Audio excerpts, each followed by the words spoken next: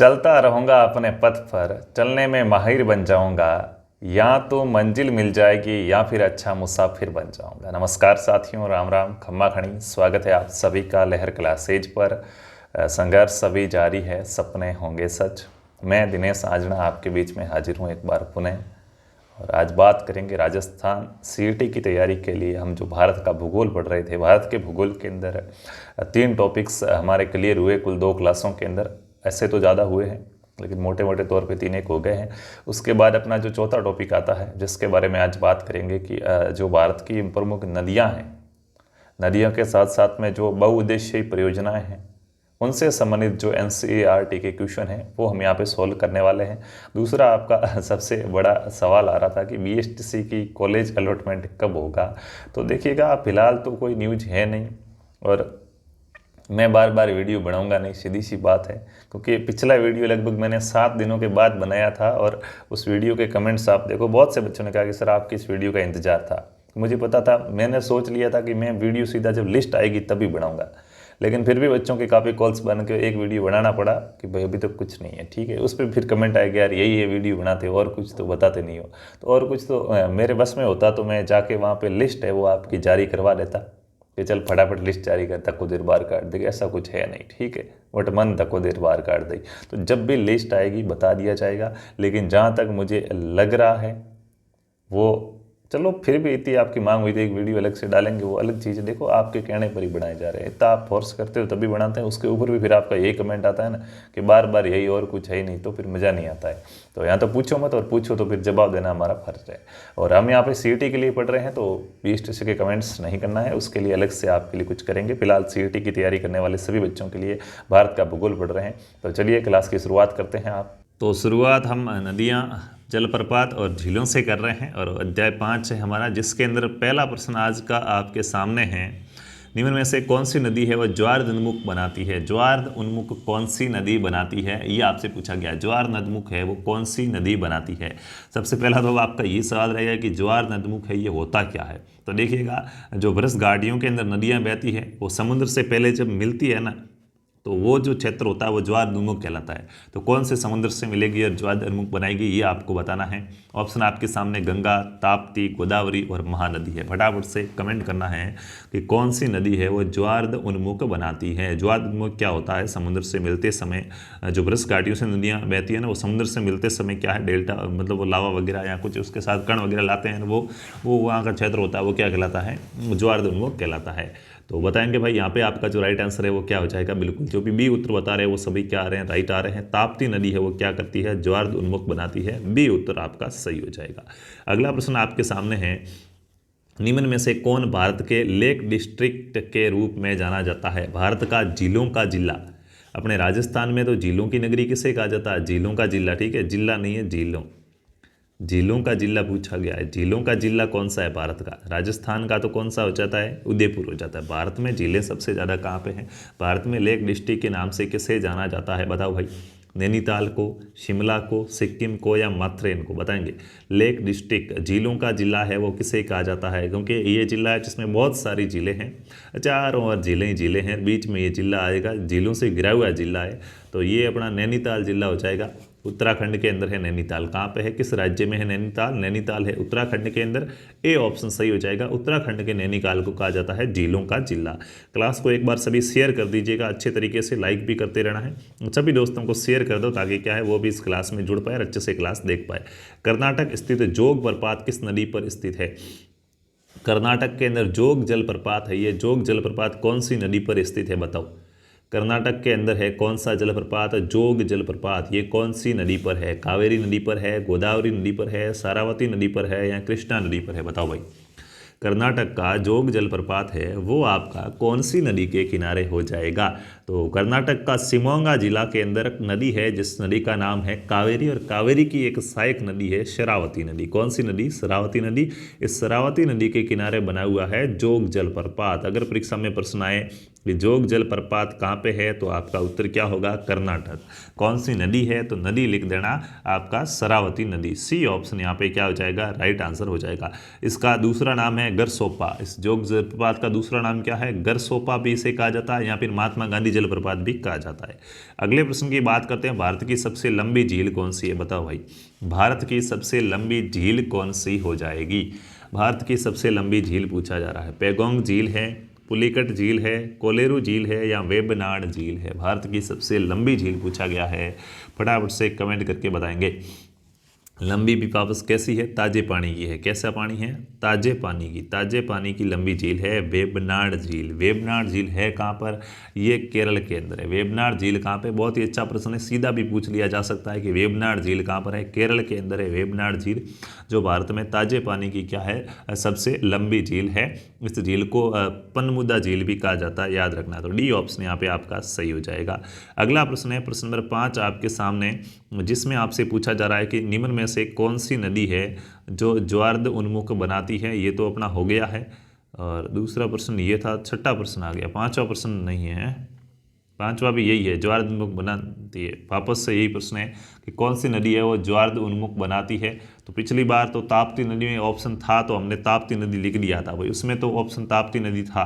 इसमें कृष्णा, गोदावरी, महानदी, नर्मदा, इनमें से कौन सी नदी है वो ज्वार्द उन्मुख बनाती है, ये आपसे पूछा जा रहा है। तो देखिएगा, नर्मदा नदी है वो अमरकंटक की पहाड़ियों से निकलती है और फिर भ्रंश घाटी की ओर जाते हुए खंबात की खाड़ी में गिरती है। तो ये क्या है, ज्वार्द उन्मुख बनाती है। डी उत्तर राइट हो जाएगा। अगला प्रश्न देखिएगा आपके सामने है, मध्य भारत से निकलकर गंगा या यमुना में मिलने वाली निम्न में से कौन सी नदी है। मध्य भारत से निकलती है वो नदी और जाकर गंगा यमुना के अंदर मिलती है, वो कौन सी नदी है, कमेंट करके बताओ भाई। मध्य भारत से निकलने वाली और आगे जाके क्या करती है, गंगा यमुना के अंदर मिल जाती है, उस नदी का आपसे नाम पूछा गया है। घाघरा नदी, गोमती नदी, कोशी नदी, या बेतवा नदी। फटाफट से कमेंट करके बताओ रे क्या आंसर हो जाएगा। बातें नहीं करनी है, कमेंट में आंसर बताना है, कौन सी नदी हो जाएगी। मध्य भारत से निकलकर गंगा यमुना में मिलने वाली नदी कौन सी हो जाएगी, घाघरा, गोमती, कोशी, या बेतवा। तो देखिएगा, नदी है जिसका नाम है बेतवा नदी, जो यमुना की सहायक नदी है। किस नदी में मिलेगी, यमुना की क्या है, ये यमुना की सहायक नदी है, यमुना की सहायक नदी है। और कहाँ से निकलती, मध्य भारत की बात की जा रही है, तो ये निकलती है मध्य प्रदेश से। मध्य प्रदेश के अंदर जो विंध्याचल की पहाड़ियाँ हैं, विंध्याचल की पहाड़ियों से निकलती है और आगे जाके क्या है, गंगा के किनारे मिल जाती है। अच्छा, गंगा के किनारे किस ओर मिलती है यमुना से, तो ये दाईं किनारे मिलने वाली नदी है, दाईं ओर से मिलने वाली नदी है। कौन सी नदी, बेतवा नदी। तो डी ऑप्शन यहाँ पे आपका क्या हो जाएगा, सही हो जाएगा। अगले प्रश्न की बात करते हैं, दामोदर नदी को बंगाल का शोक कहा जाता है। जो दामोदर नदी है, इस दामोदर नदी को बंगाल का क्या कहा जाता है, शोक कहा जाता है। क्यों कहा जाता है भाई, बंगाल का शौक दामोदर नदी को कहा जाता है। शौक देखिए, एक शौक होता है और एक शौक होता है, दो चीज़ें। मुझे अच्छे कपड़े पहनने का के शौक है, मतलब वो अच्छा लगता है। और क्या है कि बड़े शौक की बात है कि अटल बिहारी वाजपेयी जी, तो वो फिर ऐसे आप कहोगे तो फिर वो क्या हो जाएगा, शौक ये वाला। दुख, हाँ, तो बिहार का, बंगाल का, ये सारे आपकी नदियाँ याद रहनी चाहिए। यहाँ पे बंगाल का शौक, बंगाल के दुख के रूप में जानी जाती है दामोदर नदी। क्यों भाई, इसमें प्राय तबाही मचाने वाली बाढ़ आ जाती है, इससे अधिकतम मृदा का अपरदन होता है, इसमें अनेक खतरनाक झरने बन जाते हैं, या ये नदी बारमासी नदी नहीं है। तो देखिएगा, वर्षा ऋतु जब भी होती है, वर्षा ऋतु के अंदर इसका पानी का लेवल है वो बढ़ जाता है, और जल का लेवल बढ़ने से इस नदी के अंदर आ जाती है बाढ़। बाढ़ आने से मचती है तबाही, और बाढ़ आएगी, तबाही मचेगी, तो इससे बड़ा दुख तो हो ही नहीं सकता है, जल प्रलय हो जाता है। तो ए ऑप्शन बताने वाले सभी राइट हो जाएंगे। अगला प्रश्न नंबर 8वां है, खारी नदी किसके अपवाह तंत्र का भाग है। बताओ भाई, खारी नदी है वो किस अपवाह तंत्र का भाग है, कमेंट करो। खारी नदी जिसके अपवाह तंत्र का भाग है वह है, खारी नदी है जो आपकी, ये किसके अपवाह तंत्र का भाग है। अरब सागरीय अपवाह तंत्र का भाग है, आंतरिक अपवाह तंत्र का भाग है, अनिश्चित अपवाह है, या बंगाल की खाड़ी अपवाह तंत्र का भाग है। तो देखिएगा, खारी नदी है वो पश्चिमी भारत की नदी है। कौन से, पश्चिमी भारत के अंदर बहने वाली नदी है खारी नदी। और इसका जो उद्गम होता है वो लगभग पश्चिमी भारत में भी खारी, तो खारी नदी तो गुजरात से निकलती है। कहाँ से निकलती है, गुजरात के अंदर एक जगह है मटन से ही निकलती है, और आगे जाके फिर क्या है, ये चंबल नदी के अंदर मिल जाती है। खारी है ये चंबल की सहायक नदी है। किसकी सहायक नदी है, चंबल नदी के अंदर जाके मिल जाती है।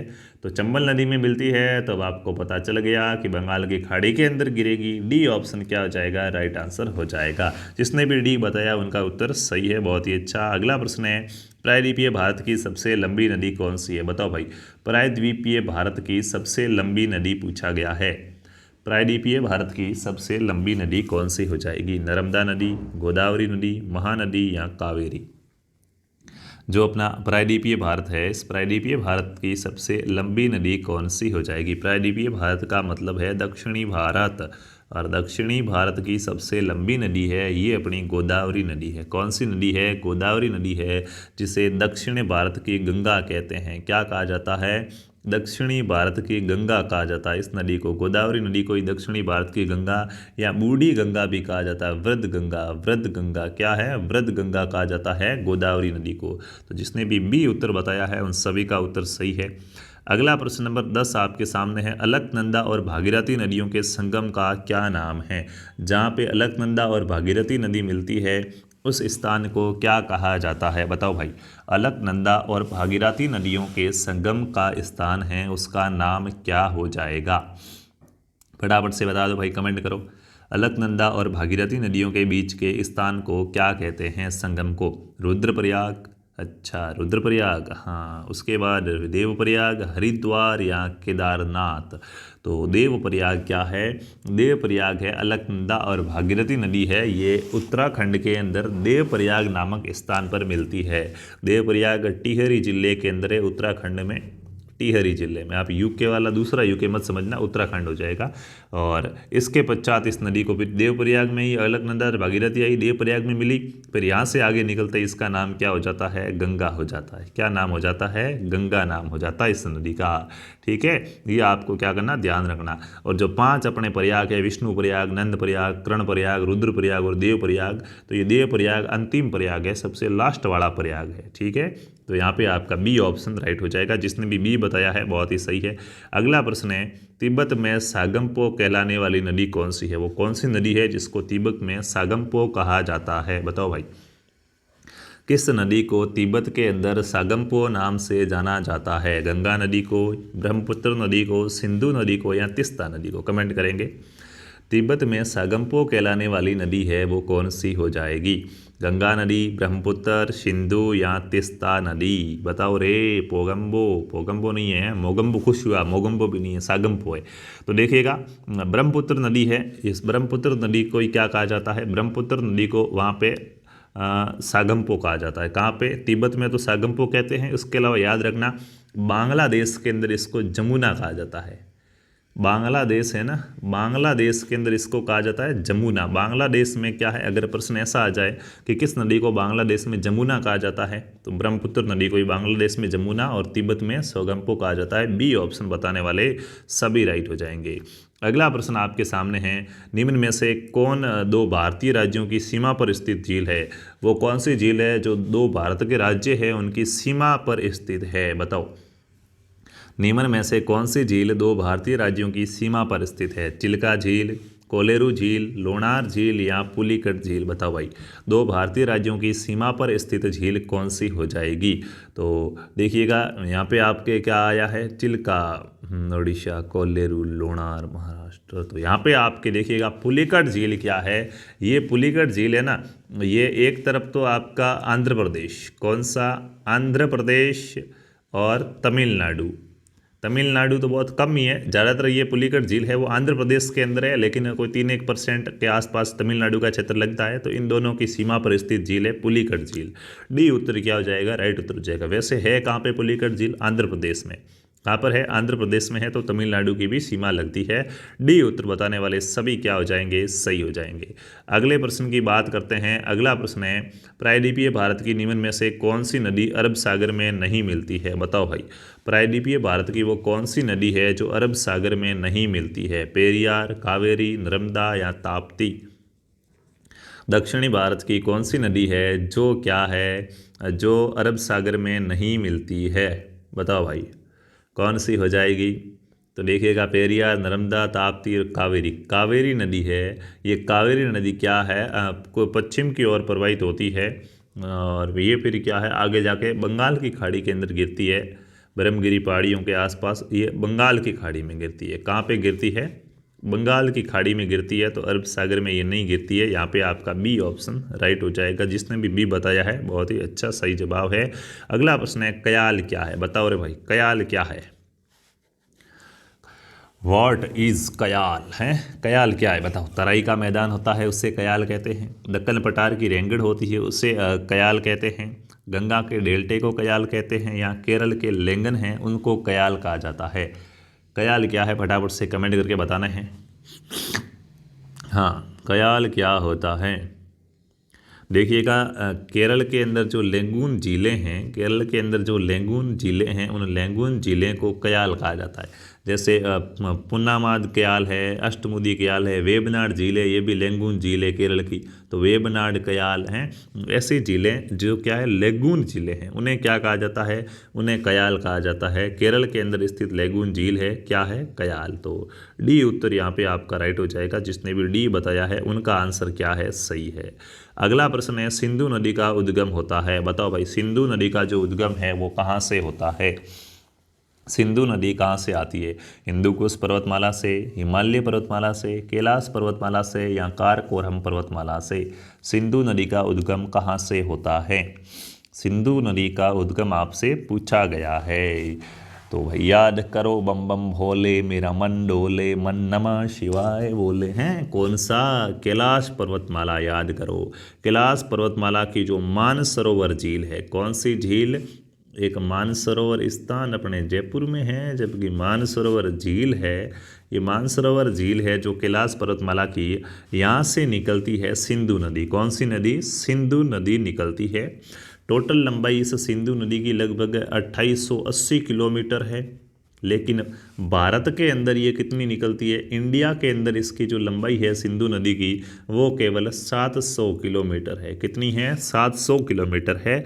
और पाकिस्तान है वो इसी नदी से क्या है भाई, अपनी सिंचाई वगैरह करता है। सिंधु नदी है ये पाकिस्तान को सिंचाई कराती है, और फिर लास्ट में जाके अरब सागर में मिलती है। सिंधु नदी कहाँ पे मिलती है? अरब सागर में मिलती है। तो निकली कहाँ से? कैलाश पर्वत से। सी उत्तर क्या हो जाएगा? सही हो जाएगा। अगले प्रश्न नंबर 16 की बात करते हैं। निम्नलिखित में से कौन से जलप्रपात और नदी युग्म है वो सुमेलित नहीं है? गलत सुमेलित कौन से हैं उनकी आपको पहचान करनी है। कौन से जलप्रपात और उनके जो नदियाँ हैं वो सुमेलित नहीं हैं? तो बताओ भाई, हुंडरू है वो स्वर्ण रेखा नदी पर है।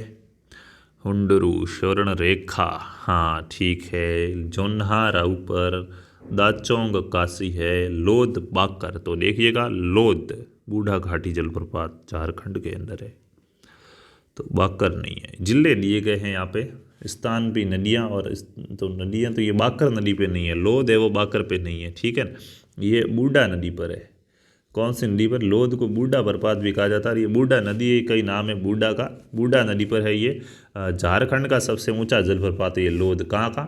झारखंड में है। कहाँ पर है? झारखंड के अंदर है। झारखंड का सबसे ऊंचा जलप्रपात है ये लोध जलप्रपात। तो बूढ़ा नदी पर है ये, बाकर पर नहीं है। डी ऑप्शन यहाँ पे आपका सही हो जाएगा। अगले प्रश्न की बात करते हैं। आपका अगला प्रश्न क्या हो जाएगा? देखिएगा, अरुणाचल प्रदेश में प्रवेश करने से पूर्व ब्रह्मपुत्र नदी को किस नाम से संबोधित किया जाता है?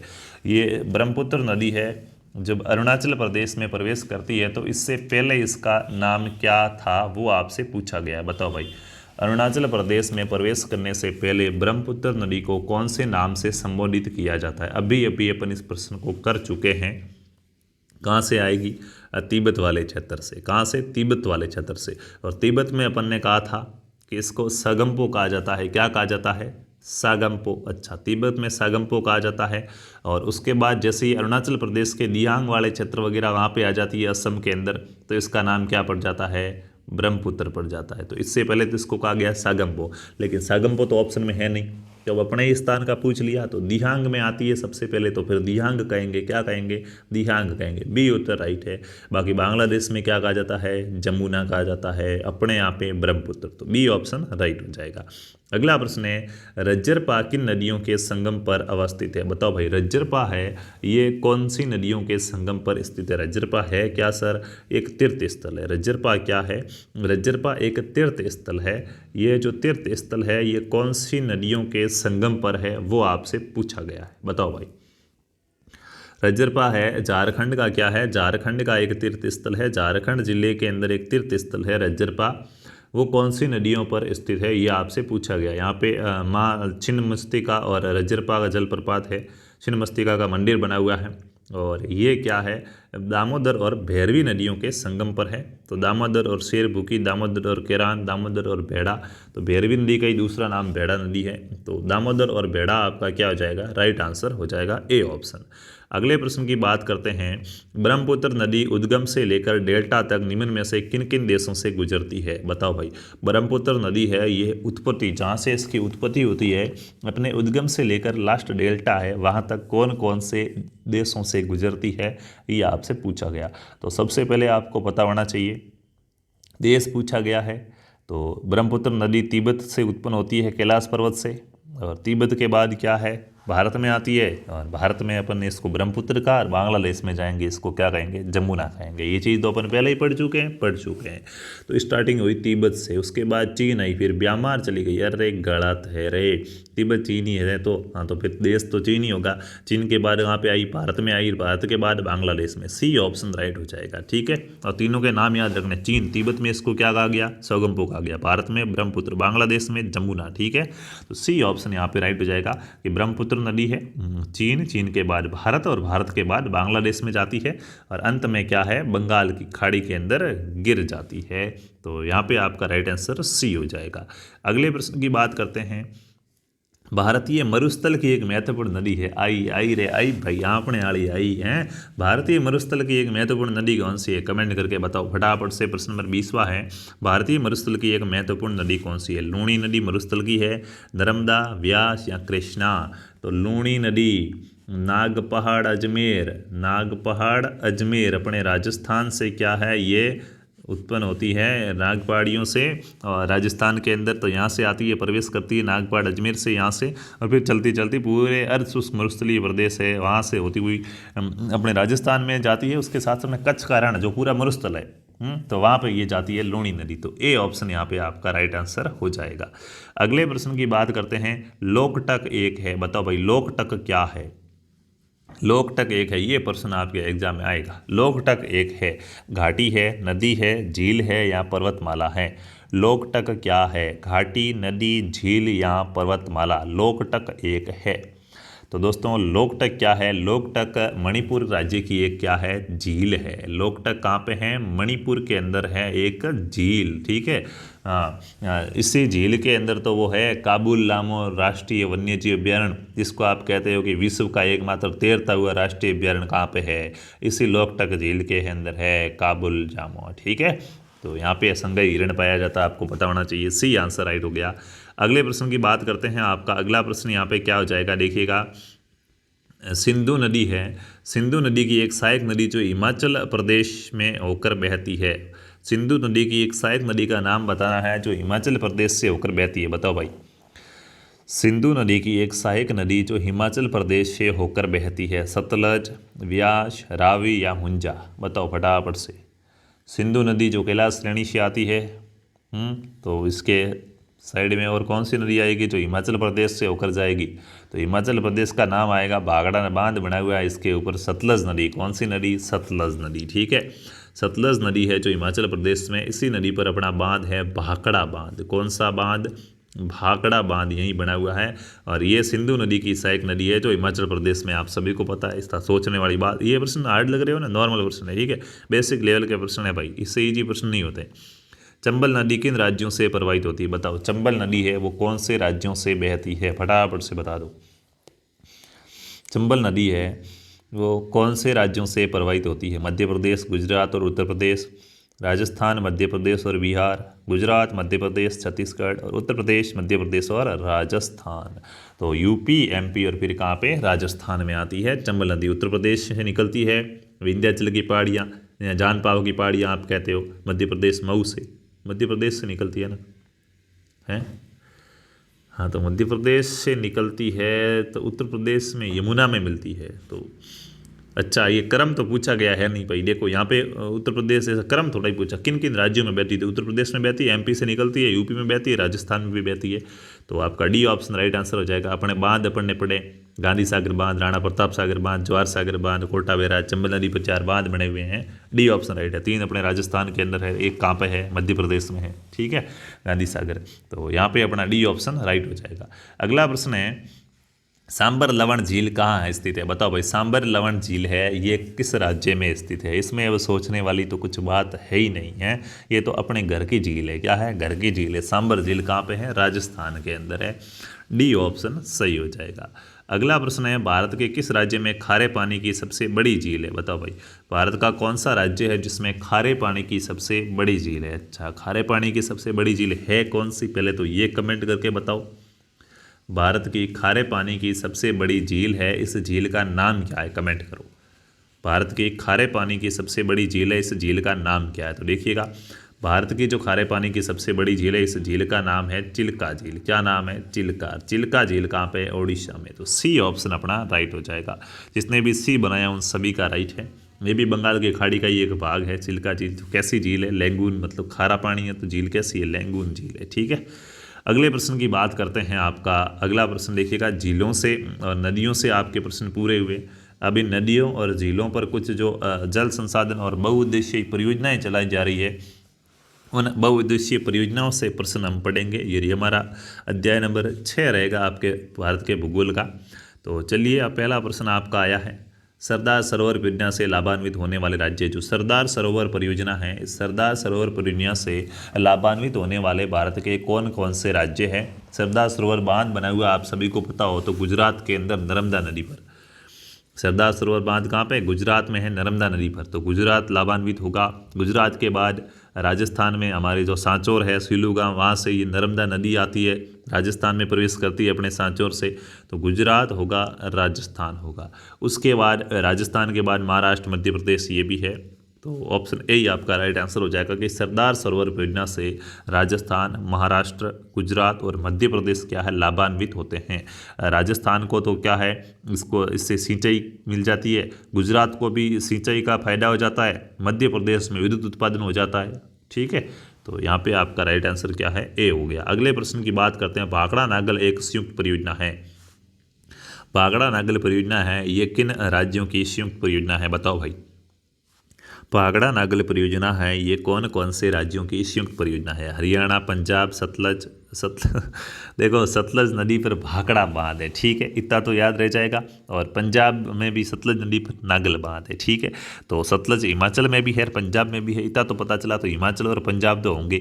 अब हिमाचल पंजाब के साथ राजस्थान है, या दिल्ली है, या हरियाणा है, या ये तो हो ही नहीं सकता, ठीक है। तीनों में से बता दो इसके साथ और कौन है। तो भाखड़ा नागल अपने इतिहास में, अपनी क्या है वो, क्या कहते हैं भाई, भूगोल के अंदर पढ़ते हैं, जियोग्राफी में।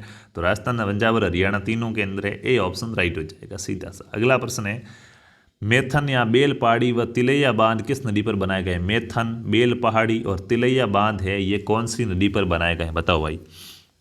मेथन, बेल पहाड़ी व तिलैया बांध है, ये कौन सी नदी पर बनाए गए हैं। दामोदर, बराकर, कानौर या बोकारो।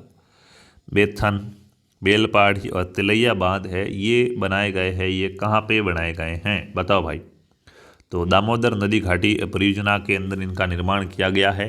और नदी है वो कौन सी नदी हो जाएगी, दामोदर नदी घाटी परियोजना है। इन बांधों का निर्माण दामोदर नदी घाटी परियोजना के प्रथम चरण में किया गया है। ए ऑप्शन सही हो जाएगा। अगला प्रश्न है, कालपोंग जल विद्युत परियोजना अवस्थित है।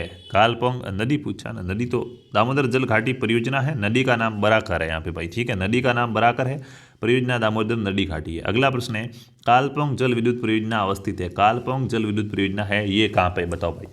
कालपोंग जल विद्युत परियोजना अवस्थित है अरुणाचल प्रदेश में, अंडमान व निकोबार द्वीप समूह में, मेघालय में या सिक्किम में। कालपोंग, तो कालपोंग है ये, कालपोंग नदी पर अंडमान और निकोबार की पहली क्या है, जल विद्युत परियोजना है, जिससे लगभग 5.25 मेगावाट की क्या है, मेगावाट क्षमता की बिजली का उत्पादन होगा, 5.25, ठीक है। तो ये अंडमान निकोबार की एकमात्र क्या है, जल विद्युत परियोजना है। बी ऑप्शन यहाँ पे आपका राइट हो जाएगा, अंडमान निकोबार। अगले प्रश्न की बात करते हैं। अगला प्रश्न नंबर 5वां आपका है, पोंग बांध किस नदी पर बनाया गया है। वेरी वेरी इंपॉर्टेंट प्रश्न। पोंग बांध है ये कौन सी नदी पर बनाया गया है? सतलुज नदी पर, रावी नदी पर, चिनाब नदी पर या व्यास नदी पर? पोंग बांध कौन सी नदी पर बनाया गया है? सतलज, रावी, चिनाब या व्यास? तो देखिएगा पोंग बांध है, ये पोंग बांध अपना कौन सी नदी पर बनाया गया है? पोंग बांध व्यास नदी पर है, हिमाचल प्रदेश के अंदर। कहाँ पर है? हिमाचल प्रदेश में। पोंग बांध है कहाँ पर? हिमाचल प्रदेश में। हिमाचल, हिमा को कहाँ जाना है? पता नहीं कहाँ जाना है। ऐसा प्रदेश जो बोलता है, क्या करता है? बोलता है। कौन सा? हिमाचल। हिमाचल, हाँ ठीक है, तो हिमाचल प्रदेश व्यास नदी पर है। डी ऑप्शन है आपका राइट आंसर हो जाएगा। अगले प्रश्न की बात करते हैं। अगला प्रश्न है, मीठे पानी की कल्पसर परियोजना अवस्थित है। बताओ भाई, मीठे पानी की जो कल्पसर परियोजना है, ये कल्पसर परियोजना कहाँ पे है, किस राज्य में है? कल्पसर परियोजना का संबंध कौन से राज्य से है? गुजरात से, हरियाणा से, महाराष्ट्र से या राजस्थान से? मीठे पानी की कल्पसर परियोजना है ये अवस्थित है। तो दोस्तों मीठे पानी की जो कल्पसर परियोजना है ये गुजरात के अंदर है, खंबात की खाड़ी के आसपास है, जिससे ज्वारीय ऊर्जा उत्पन्न की जाती है। ए ऑप्शन आपका यहाँ पे सही आंसर हो जाएगा। अगले प्रश्न की बात करते हैं। दक्षिण भारत में सिंचाई व्यवस्था का अग्रदूत माना जाता है। वेरी वेरी इंपॉर्टेंट प्रश्न। दक्षिणी भारत के अंदर सिंचाई व्यवस्था का अग्रदूत किसे माना जाता है? बताओ भाई, दक्षिणी भारत के अंदर सिंचाई व्यवस्था का अग्रदूत किसे माना जाएगा? Sir Arthur Cotton, colonel Baird Smith या फिर क्या है इस थीम है ये, और लेफ्टिनेंट ब्लेन या कर्नल रॉबर्ट स्मिथ? बताओ भाई क्या हो जाएगा? भारतीय सिंचाई व्यवस्था का अग्रदूत दक्षिणी भारत में, तो दक्षिणी भारत में अंग्रेज अधिकारी थे सिंचाई अभियंता आर्थर कॉटन। आर्थर कॉटन ने काफ़ी सारे बांध वगैरह बनाए, नहरों का निर्माण वगैरह कराया और सिंचाई के अंदर महत्वपूर्ण योगदान दिया था। तो ए ऑप्शन राइट है। अंग्रेज अधिकारी था एक सर आर्थर कॉटन, इसको दक्षिणी भारत में जो आपकी सिंचाई व्यवस्था है इसका अग्रदूत माना जाता है। तो सी ऑप्शन राइट हो गया आपका। अगला प्रश्न है, अगला प्रश्न आपका क्या है देखिएगा। ये सुमिलित नहीं है, ये गिरना परियोजना नहीं हुआ, रावी नदी नहीं हुआ है, इंदिरा गांधी नहर का उद्गम स्थल है। बताओ भाई, इंदिरा गांधी नहर का उद्गम स्थल है, इंदिरा गांधी नहर है ये कहाँ से निकलती है, इसका उद्गम स्थल क्या हो जाएगा? फटाफट से बता दो। इंदिरा गांधी नहर का उद्गम स्थल कौन सा है? गांधी सागर बांध, भाखड़ा बांध, हरिके बैराज बांध या गोविंद सागर बांध? किसी का गलत नहीं होना चाहिए। ये वो प्रश्न है जो अपन राजस्थान की जियोग्राफी में भी पढ़ चुके हैं, ठीक है ना। आज नदियाँ और बहुउद्देशीय परियोजनाएं पढ़ लेते हैं, कल अपन कृषि और पशुपालन पढ़ेंगे, ठीक है। कृषि और पशुपालन के बारे में पढ़ेंगे। तो इंदिरा गांधी नहर का उद्गम स्थल फटाफट से कमेंट करो। अरे व्यास और सतलज नदियाँ, कौन सी? व्यास और सतलज नदियाँ हैं, इनके संगम पर है इंदिरा गांधी नहर का उद्गम, और वो स्थान कौन सा है? हरिके बैराज है। कौन सा है? हरिके बैराज है, हरिके बैराज है भाई। यहाँ पे आपका राइट आंसर क्या हो जाएगा? सी, पश्चिमी राजस्थान को जल मिलता है इस नहर से। सी ऑप्शन राइट है। अगला प्रश्न है, रावी नदी पर निर्मित बहुउद्देशीय बांध है। रावी नदी पर कौन सा बांध बनाया गया? बताओ भाई, रावी नदी पर निर्मित बहुउद्देशीय बांध कौन सा है? रावी नदी पर निर्मित बहुउद्देशीय बांध पूछा गया। भाखड़ा बांध, भाखड़ा नागल है, ठीक है ना, हाँ। और तो भाखड़ा नागल तो सतलज पर है। कहलगांव का बांध, रणजीत सागर बांध या गांधी सागर बांध? तो गांधी सागर बांध चंबल नदी पर है, आप सभी को पता है। और यहाँ पे हमें तो पूछा गया है कि रावी नदी पर, तो सिंधु, रावी, व्यास हैं ये नदियाँ, तो फिर पठानकोट वाले क्षेत्र में नहीं आएगी, पाकिस्तान वाले में है। तो ये जम्मू कश्मीर वगैरह है, हिमाचल प्रदेश है या पंजाब है, उनकी है रणजीत सागर बांध। कौन सा बांध है? रणजीत सागर बांध बनाया गया है। और इसका दूसरा नाम थीन बांध भी है, इसको थीन बांध भी कहा जाता है। क्या कहा जाता है? थीन बांध भी कहा जाता है। ये आपका है रावी नदी पर बना हुआ बांध। तो सी ऑप्शन राइट है। इससे किस किस को फ़ायदा मिलता है? पंजाब हो गया, पंजाब के साथ हिमाचल प्रदेश हो गया, और क्या है जम्मू कश्मीर है, इनको क्या है इस बांध का फ़ायदा मिलता है। अगले प्रश्न की बात करते हैं। गिरना परियोजना कहाँ स्थित है? कहाँ पे जाके गिरना पसंद करोगे आप भाई? बताओ, अगर आपको गिरना हो तो कहाँ पे जाके गिरोगे? अरे सर गिरना है तो सागर की आवश्यकता होगी हमें, ठीक है। पानी में गिरेंगे और तो कहाँ पे गिरेंगे? तो पानी ज़्यादा कहाँ पे है? पानी की बात करो तो फिर मुंबई है, वो पूरा एक द्वीप पर बना हुआ है, हैं? तो फिर मुंबई में जाके गिरो। हाँ तो सही बात है, मुंबई में गिरेंगे। अच्छा, मुंबई किस राज्य में आता है? मुंबई महाराष्ट्र में आता है, तो गिरना कहाँ पे होगी? महाराष्ट्र में होगी। राइट आंसर क्या हो जाएगा? बी हो जाएगा। जो गिरना परियोजना है, ये गिरना परियोजना क्या है? एक प्रकार की सिंचाई और जल विद्युत परियोजना है। महाराष्ट्र का जिला है नासिक, महाराष्ट्र का नासिक जिला है, नासिक गांव के अंदर गिरना नदी पर है। गिरना नदी का ही नाम है, इसलिए नाम परियोजना का नाम भी क्या रख लिया गया, गिरनार। आपको भी कहीं गिरना हो तो कहाँ जाके गिरना, मुंबई महाराष्ट्र यानी कि नासिक जिले में। ठीक है, अगले प्रश्न की बात करते हैं। निम्न बांधों व राज्यों में कौन सा युगम सुमेलित नहीं है, बताओ भाई। एक तरफ बांध दिए गए हैं, एक तरफ वो बांध कौन से राज्य के अंदर है वो दिया गया है, तो कौन सा युगम सुमेलित नहीं है। निम्नलिखित बांधों और राज्यों में कौन सा युगम सुमेलित नहीं है। हीराकुंड बांध ओडिशा में है, बिल्कुल है, सही बात है। मैट्यूर केरल, भाखड़ा हिमाचल प्रदेश और अलमट्टी कर्नाटक, तो बताओ भाई कौन सा सम्मिलित नहीं है, फटाफट से कमेंट करो। हीराकुंड तो ओडिशा में, ये तो आपको पता होगा। भाखड़ा हिमाचल प्रदेश में पता होगा। अलमट्टी कर्नाटक में, ये तो सही है। मैट्यूर है ना, ये मैट्यूर बांध है, ये तमिलनाडु के अंदर है। कहाँ पर है, मैट्यूर बांध है, ये तमिलनाडु के अंदर है, ये केरल में नहीं है, तो ये गलत लिखा हुआ है। बी ऑप्शन आपका यहाँ पे सही हो जाएगा। जिसने भी बी बताया है बहुत ही अच्छा। दोस्तों एक बार पुनः रिक्वेस्ट करूँगा, ये प्रश्न रट लेना। ये पर सब्सक्राइब करने की क्या, अरे सब्सक्राइब तो क्लास आपको अच्छी लगे तो सब्सक्राइब, लाइक वगैरह, शेयर वगैरह तो कर देना। बाकी प्रश्न आप ये रट लेना, बहुत ही इंपॉर्टेंट प्रश्न है जो आपके एग्जाम में पूछे जाएंगे, जो मैं आपको यहाँ पे करा रहा हूँ। एनसीईआरटी के जो सिलेबस है, एनसीईआरटी के अंदर समावेशित है, वो सारे के सारे प्रश्न यहाँ पे दिए जा रहे हैं। चंबल नदी पर कौन सा बांध निर्मित है, इंदिरा सागर, सरदार सरोवर, भाखड़ा बांध और गांधी सागर। तो अभी अपन ने बात की थी चंबल नदी पर 4 बांध, 3 तो अपने कहाँ पे, राजस्थान के अंदर है, और एक कौन सा है, गांधी सागर है, वो मध्य प्रदेश में है। कहाँ पर है, मध्य प्रदेश में। चंबल नदी परियोजना भी राजस्थान और मध्य प्रदेश की संयुक्त परियोजना है। बड़ा गांधी सागर मध्य प्रदेश में हो गया, बाकी राणा प्रताप सागर राजस्थान के चित्तौड़ में हो गया, जवाहर सागर कोटा में, हरिके बैराज कोटा में। तो सी ऑप्शन यहाँ पे आपका राइट आंसर हो जाएगा। अगले प्रश्न की बात करते हैं। अगला प्रश्न नंबर 13 आपके सामने क्या कह रहा है, देखिएगा। चिल्ला चिल्ला के कह रहा है कि कौन सा जोड़ा सुमिलित नहीं है, बांधों और नदियों में से कौन सा युगम सुमिलित नहीं है, वो आपको बताना है। निम्नलिखित बांधों और नदियों में से कौन सा युगम सुमिलित नहीं है। गांधी सागर बांध चंबल नदी पर है, अभी बात की, ये तो है। जैकवाड़ी बांध है वो गोदावरी नदी पर है, तो जैकवाड़ी बांध गोदावरी नदी पर है साथियों, महाराष्ट्र के अंदर है। जैकवाड़ी बांध पूछ ले तो महाराष्ट्र में, MH लिखूंगा महाराष्ट्र का। ठीक है, नागार्जुन सागर गंगा नदी पर है। नागार्जुन सागर गंगा नदी पर कब से आ गया रे, या तो कृष्णा नदी पर है। कौन सी नदी पर है, नागार्जुन सागर दोस्तों कृष्णा नदी पर है। ये नागार्जुन सागर कृष्णा नदी पर है, आंध्र प्रदेश के अंदर है। नागार्जुन सागर पूछ ले कि नागार्जुन सागर बांध कहाँ पे, आंध्र प्रदेश में कृष्णा नदी पर है।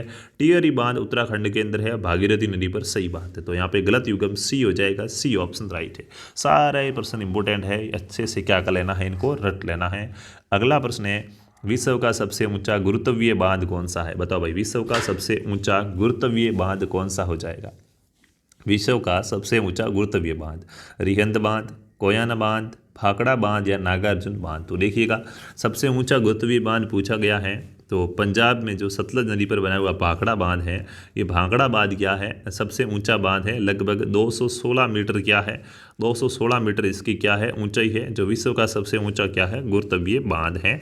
तो सी ऑप्शन आपका राइट हो जाएगा कि विश्व का सबसे जो ऊंचा गुरुत्वीय बांध है वो कौन सा हो जाएगा, भाखड़ा बांध। अगले प्रश्न की बात करते हैं। हीराकुंड बांध किस नदी पर बनाया गया है, बताओ भाई। हीराकुंड बांध है, ये हीराकुंड बांध कौन सी नदी पर बनाया गया है, कमेंट करो।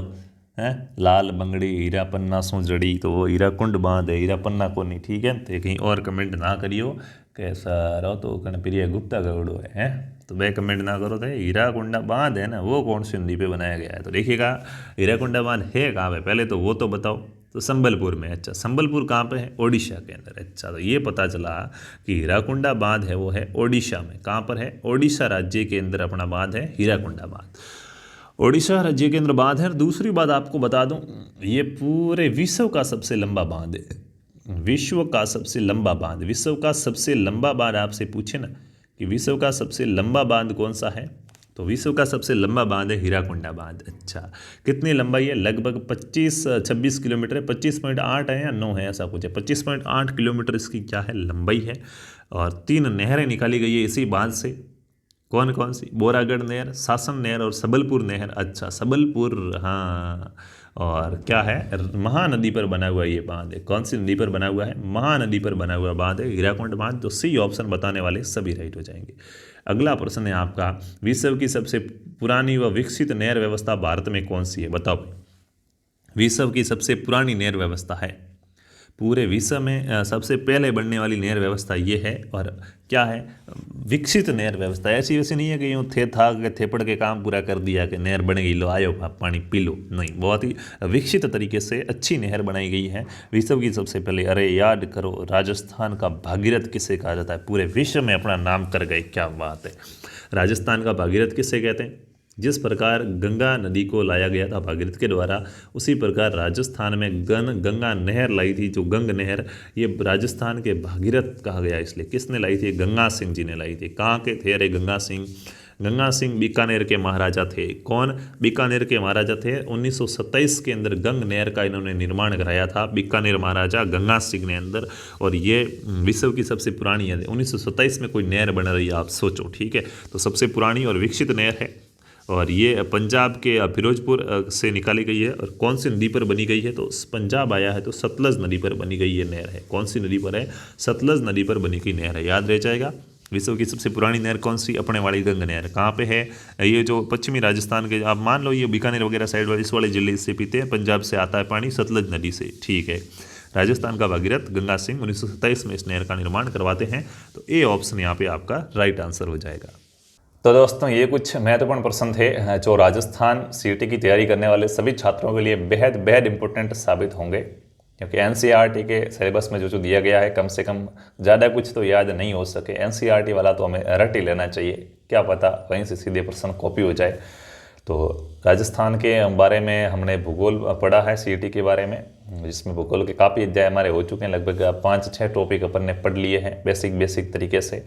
और पीछे वाली क्लासें अभी तक अगर आपने नहीं देखी है तो वो क्लासें भी आप देख लीजिएगा, क्योंकि पूरी कड़ी वाइज याद करते चलोगे। ये प्रश्न याद नहीं होते हैं, नहीं पता गंगा नहर कहाँ है क्या है, सीधा जितने प्रश्न यहाँ पे करवाए जाते हैं वो सारे के सारे रट लो।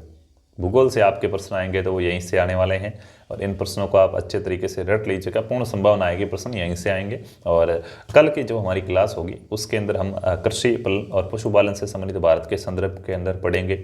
और क्लास अगर आपको अच्छी लग रही है तो क्लास को लाइक कीजिएगा, शेयर कीजिएगा, और अपने और भी साथियों को क्या है बताना है इस क्लास के बारे में, और ज़्यादा से ज़्यादा संख्या के अंदर जोड़ना है, क्लास को लाइक वगैरह करना है। जो भी भाई बहन पहली बार थे चैनल पर, सभी से निवेदन है चैनल को सब्सक्राइब करके जो घंटी वाला आइकन है उसको आप ऑल पे क्लिक कर दीजिएगा। अब हम मिलेंगे अगली क्लास में, तब तक खुश रहिए, अच्छे रहिए। जय जय राजस्थान, जय हिंद, जय भारत, वंदे मातरम।